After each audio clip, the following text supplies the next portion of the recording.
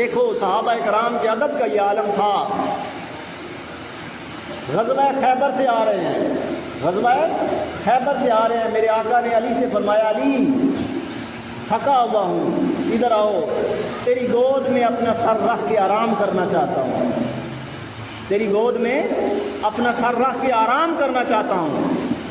میرے آقا نے مولا کائنات کی گود میں اپنا سر رکھ کے لیٹ گئے۔ جب اٹھے تو میرے آقا نے فرمایا اے علی کیا نماز عصر پڑھ لی تھی؟ انہوں نے کہا نہیں آقا نہیں پڑھی تھی، نہیں پڑھی تھی۔ میرے آقا نے فرمایا اچھا پڑھ لو، پڑھ لو۔ جب وقت تھا اس وقت پوچھا نہیں، جب وقت گزر گیا تو پوچھا کہ اے علی کیا نماز پڑھ لی تھی؟ فرمایا نہیں آقا نہیں پڑھی تھی۔ میرے آقا نے فرمایا جاؤ پڑھ لو، مطلب یہ تھا کہ قضا پڑھ لو، قضائی کا پڑھ لو۔ میرے آقا کے چہرے کی طرف علی دیکھنے لگے، کہنے کا مطلب یہ تھا کہ آقا یہ نماز قربان کی ہے آپ کی نیند پر، آپ کی نیند پر قربان کی ہے اور قضا پڑھوں، یہ کیسے ہو سکتا ہے، کیسے ہو سکتا ہے؟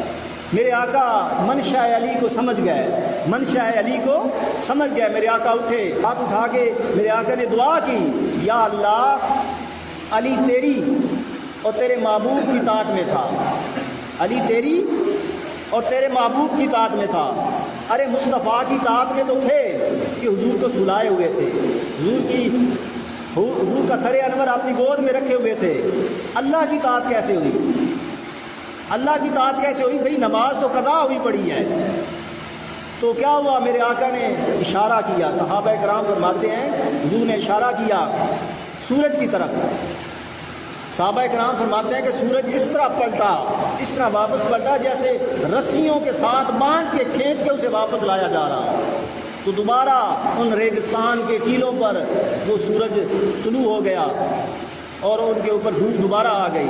مولا کائنات نے نماز پڑھی۔